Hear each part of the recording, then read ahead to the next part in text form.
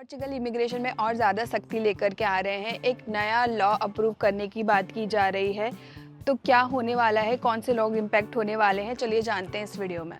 अल्लामेश अमिगुश, welcome back to my channel. तो जैसा कि आप मुझे जानते हैं, मेरा नाम है भारती और मैं रहती हूँ पोर्टो, पोर्चुगल में।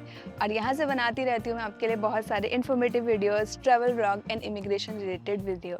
तो आज के इस वीडियो में मैं आपको बताने वाली हूँ कि क्या यहाँ पर इमिग्रेशन से रिलेटेड चेंजेस आ रहे हैं। जैसा कि आपने बहुत सारी मेरे पहले वीडियोस देखे होंगे कि लास्ट 2-3 सालों से यहाँ पर काफ़ी सख्ती की जा रही है। इमिग्रेशन को लेकर के बहुत सारे चेंजेस किए जा रहे हैं, जिनमें सबसे पहले तो आपको पता है कि जून 2024 में यहाँ पर सबसे पहले फाइल लॉक बंद कर दिया था।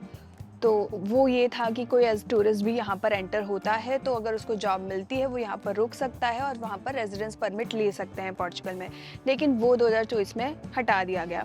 उसके बाद में बहुत सारे चेंजेस आ रहे हैं। बहुत सारे लोग जिनको अभी तक कार्ड नहीं मिला है उनको भी डिपोर्ट करने के लिए कह रहे हैं। जैसे कि किसी के पास प्रॉपर डॉक्यूमेंट नहीं है या वो प्रूफ नहीं कर पा रहे हैं या उनके पास कोई इनकम नहीं है करेंटली और उनके पास कोई सेफ प्लेस नहीं है रहने के लिए, तो ऐसे केसेस में भी उनको डिपोर्ट किया जा रहा है। तो अभी क्या नया लॉ उन्होंने अप्रूव करने का बोला है, उसके लिए पहले अभी उनको सोशलिस्ट पार्टी या फिर शेगा पार्टी दोनों में से किसी का वोट चाहिए होगा और उसके बाद में डेफिनेटली वो कॉन्स्टिट्यूशन के लिए जाएगा। और ज़रूरी नहीं है कि सारे लॉ जो भी उसमें लिखे गए हैं वो सब कुछ अप्रूव हो, लेकिन हो सकते हैं।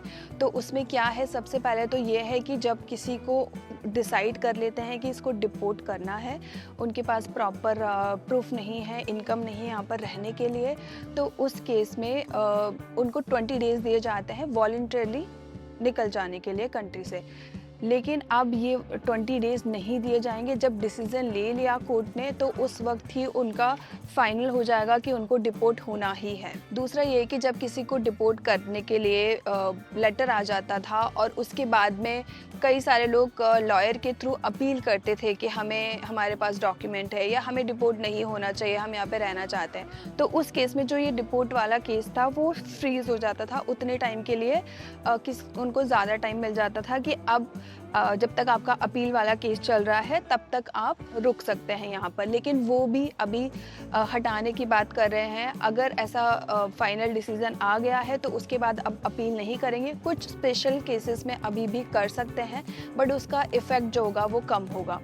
दूसरा, कुछ लोग होते हैं कि जैसे उनको डिपोर्ट कर दिया या फिर एंटर होते हैं तब भी वो असाइलम के लिए अप्लाई करते हैं, तो वो भी अभी बहुत ही स्पेसिफिक केसेस में अगर कोई प्रूफ है तो ही वो अप्लाई कर सकते हैं। अदरवाइज़ जस्ट कि क्योंकि आपको डिपोर्ट कर रहे हैं और आप कोई और रास्ता निकालना चाहते हैं इसलिए आपने असाइलम के लिए अप्लाई कर दिया, तो वो एक्सेप्टेबल नहीं होगा। इसके अलावा एक और चीज़ है जो उन्होंने इसमें ऐड किया है, वो ये है जो डिटेंशन पीरियड होता है। तो डिटेंशन होता है जब आपको डिपोर्ट करना है, उसके बाद में वो कुछ टाइम के लिए रखते हैं जब तक कि आपका कोर्ट केस चल रहा है।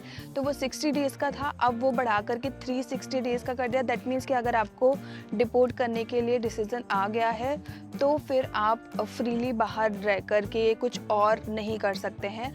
आपको डिटेंशन सेंटर में रखा जाएगा और आपका फाइनल प्रोसीजर किया जाएगा डिपोर्टेशन के लिए। तो पोर्चुगल भी अभी बहुत सारे और यूरोपियन कंट्रीज़ की तरह स्ट्रिक्ट हो रहा है। जैसे जो भी इमिग्रेशन रूल्स थे और कंट्रीज़ में हैं, पोर्चुगल उसके लिए अलग था कि पोर्चुगल में लोग एंटर हो जाते थे और यहाँ पर सेटल हो जाते थे स्टडी के थ्रू या फिर जॉब मिल गया या फिर फाइल लॉक, जो भी बहुत सारे ऑप्शंस थे ओपन थे। लेकिन अब वो पोर्चुगल ने भी बोल दिया है क्लियरली कि हम भी और यूरोपियन कंट्रीज़ की तरह यहाँ पर जो इर्रेगुलर और इलीगल है उनको यहाँ पर नहीं रहने दिया जाएगा। तो ये था न्यूज़। ये उन लोगों के लिए डिफ़िकल्ट हो सकता है जो यहाँ पर अभी तक रेगुलर नहीं हो पाए हैं, अभी तक उनका आईमा से कोई रिस्पॉन्ड नहीं आया है। और या फिर कुछ लोग हैं जो यहाँ पर अभी भी टूरिस्ट वीज़ा से आने के बाद यहाँ पर रह रहे हैं और उनके पास प्रॉपर जॉब या प्रॉपर कोई मोटिव नहीं है यहाँ पर रहने का, तो उनको ये इम्पैक्ट कर सकता है। हालांकि जैसे मैंने पहले भी बोला कि ये कोई फाइनल नहीं है, अभी ये अप्रूव होगा जब भी कॉन्स्टिट्यूशनल के लिए आगे जाएगा। बट हाँ, अगर आप यहाँ पर अभी तक रेगुलर नहीं हुए हैं तो आप अपने सारे डॉक्यूमेंट्स प्रॉपर्ली रेडी रखें और आप लॉयर की हेल्प ले सकते हैं। जो भी है केस आप उसको समझने का पूरा ट्राई करें, डिले मत करें किसी भी चीज़ में। एंड आई होप कि ये वीडियो आपको इन्फॉर्मेटिव लगा होगा और मैं ऐसे ही वीडियो आपके लिए बनाती रहूँगी ताकि आपको सारे इन्फॉर्मेशन रहे। अगर आप मेरे चैनल पे नए हैं तो चैनल को सब्सक्राइब कर लीजिए, बेल आइकन भी दबा दीजिए। मिलते हैं नेक्स्ट वीडियो में। चाओ चाओ।